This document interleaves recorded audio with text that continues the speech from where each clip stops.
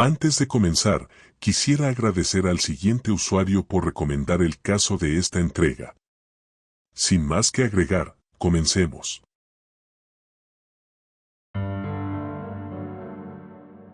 El 26 de julio de 1974, una niña que siguió a un perro, fue atraída por un fuerte olor a descomposición que la llevó a toparse con el cuerpo sin vida de una mujer en las dunas de Race Point, ubicadas en el pueblo de Provincetown en Massachusetts.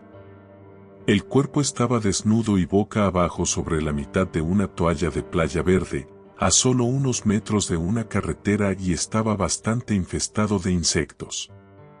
Debido a este estado, los investigadores teorizaron que la mujer había perdido la vida unas 2 semanas antes de ser hallada y era evidente que había sido víctima de un homicidio. Asimismo, ya que no había manera de identificar a la fémina, las autoridades la apodaron Lady of the Dunes.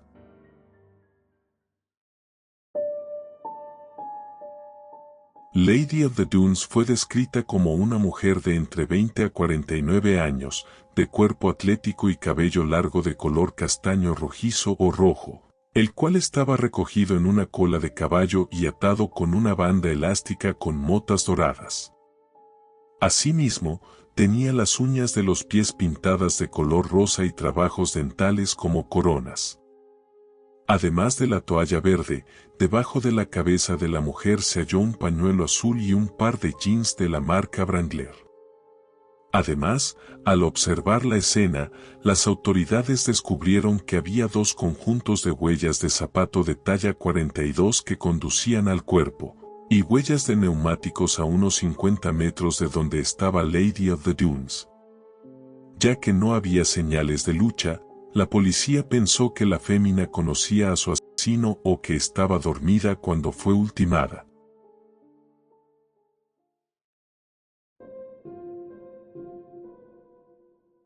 Lady of the Dunes había sido casi decapitada, posiblemente por estrangulamiento, y un lado de su cabeza había sido posiblemente aplastado con una herramienta de tipo militar, lo cual le provocó una lesión que acabó con su vida. Asimismo, se hallaron signos de agresión sexual que habrían sido efectuados de manera post-mortem por medio de un palo. Por otro lado, varios de sus dientes habían sido extraídos y le faltaban ambas manos, así como el antebrazo derecho, lo que se atribuyó a un intento del asesino de ocultar la identidad de la mujer o la suya propia. Lamentablemente, no surgieron más pistas, por lo que las autoridades decidieron sepultar a la mujer en octubre de 1974.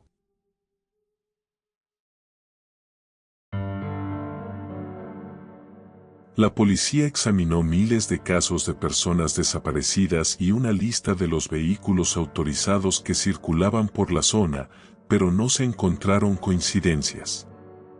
Por otro lado, debido a que la arena y la toalla de playa encontradas en la escena no habían sido perturbadas, se teorizó que Lady of the Dunes había sido ultimada en otra locación, y que fue trasladada posteriormente al lugar en donde fue hallada.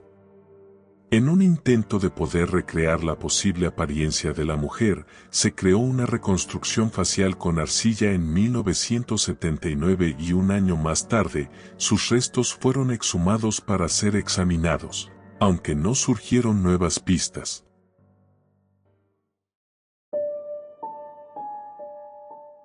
En 1987, surgió una nueva pista cuando se supo que una mujer canadiense le dijo a un amigo que había visto a su padre estrangular a una mujer en Massachusetts alrededor de 1972. Lamentablemente, a pesar de los esfuerzos, la policía no pudo localizar a dicha mujer. Tiempo después, otra mujer le dijo a la policía que la reconstrucción facial de Lady of the Dunes le hacía recordar a su hermana, quien había desaparecido de Boston en 1974.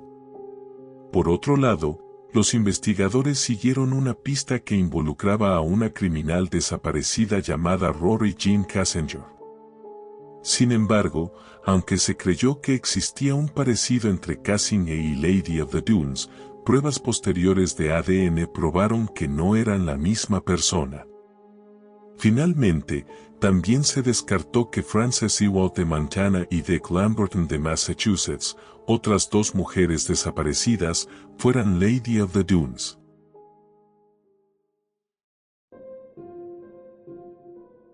El cuerpo de Lady of the Dunes fue exhumado nuevamente en marzo de 2000 para tomar muestras de ADN, mientras que en mayo de 2010, su cráneo fue escaneado para extraer imágenes que serían usadas por el National Center for Missing and Exploited Children para elaborar una nueva reconstrucción facial digital. En agosto de 2015 se especuló que la desconocida podría ser una extra de la película Tiburón de 1975, luego de que el escritor Joe Hill, hijo de Stephen King, advirtiera al FBI que durante una secuencia de la película vio a una mujer que además de asemejarse a Lady of the Dunes, llevaba un pañuelo azul y unos vaqueros similares a los que se encontraron con el cuerpo de la desconocida. La película se filmó entre mayo y octubre de 1974 en el vecindario Menenza en la isla de Martha's Vineyard en Massachusetts, a unos 160 kilómetros al sur de Provincetown. No obstante, aunque la teoría de Joe Hill sonaba interesante, otros la describieron como descabellada y sin sentido.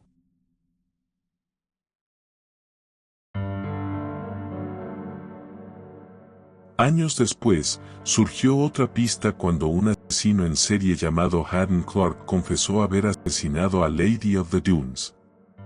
En abril de 2000, Clark llevó a la policía a un lugar donde afirmó haber enterrado a dos víctimas 20 años antes y declaró que había asesinado a otras entre los años 70 y 90.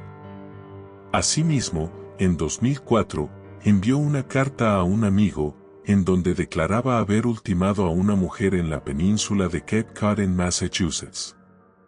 Además, envió dibujos de una mujer desvestida y sin manos que estaba tumbada sobre su estómago, y otro de un mapa que señalaba dónde se encontró su cuerpo. A pesar de estos descubrimientos, las autoridades descubrieron que Haddon Clark sufría de esquizofrenia paranoide, lo que lo llevaba a atribuirse varios crímenes que no había cometido.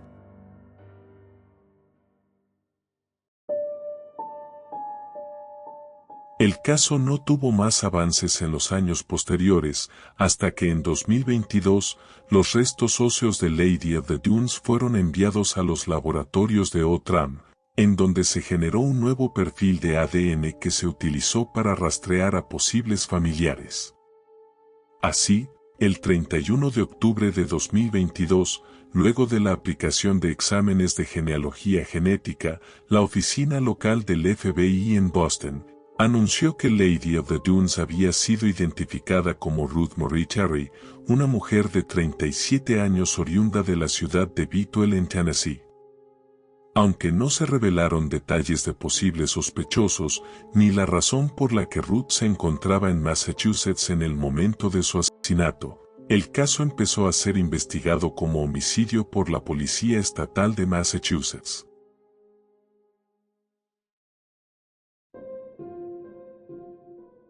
Se supo que en 1957, luego de un breve matrimonio, Ruth dejó su natal Beatwell para trabajar en una planta automotriz en la ciudad de Livonia en Michigan. Unos meses después, en 1958, Ruth dio a luz a su hijo Richard, de quien no pudo hacerse cargo debido a dificultades económicas. Ruth decidió dar en adopción a su hijo al superintendente de su lugar de trabajo, luego de lo cual abandonó Livonia para mudarse a California. El 16 de febrero de 1974, Ruth se casó con un hombre de Nevada llamado Garrockwell Moldovan, con quien visitó a su familia en Beatwell 4 meses antes de su muerte. Brittany Novoglonsky, la sobrina nieta de Ruth, recordó más tarde que Ruth no era ella misma cuando estaba con Ga Moldovan, quien mostraba un comportamiento posesivo hacia ella.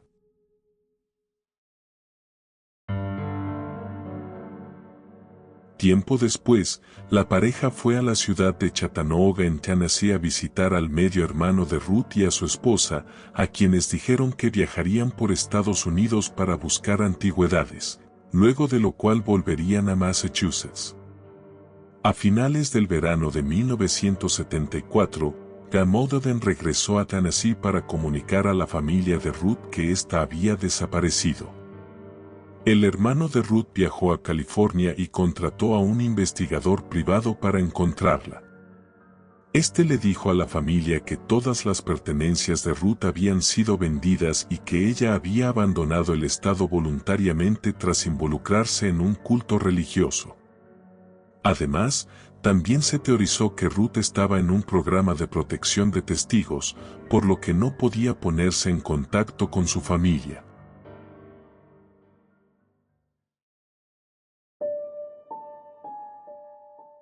El 2 de noviembre de 2022, la policía empezó a investigar a Moldovan, quien ya había fallecido en 2002.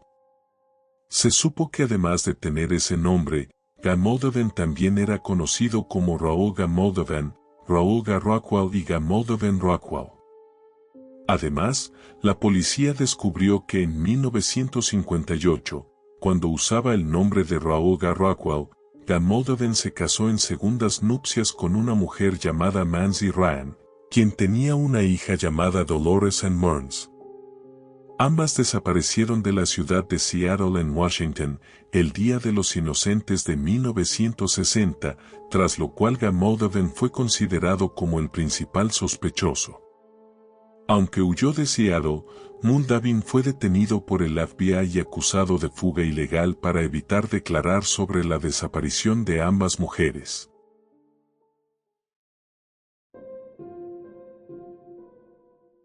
Tiempo después, Moldovan se casaría por tercera vez con una mujer llamada Adeline Marie Amerson el 29 de julio de 1960 en Washington. Posteriormente, Moldovan enfrentó cargos de hurto por estafar a la familia de su tercera esposa con $10,000, por lo que en 1961 fue declarado culpable de dichos cargos y condenado a no más de 15 años de prisión. No obstante, en marzo de 1962, un juez suspendió la sentencia con la condición de que Moldovan devolviera el dinero. Asimismo, a pesar de que los investigadores encontraron partes desmembradas de cuerpos humanos en una fosa séptica de Moldovan, no se pudo demostrar que fueran de ninguna de las dos mujeres desaparecidas, por lo que Moldovan nunca fue acusado en relación con las desapariciones.